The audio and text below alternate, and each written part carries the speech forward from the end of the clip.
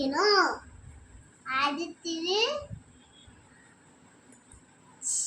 அடுத்தது உப்பு போட்டுக்கணும். அப்புறம் நல்லா வதக்கிக்கணும்.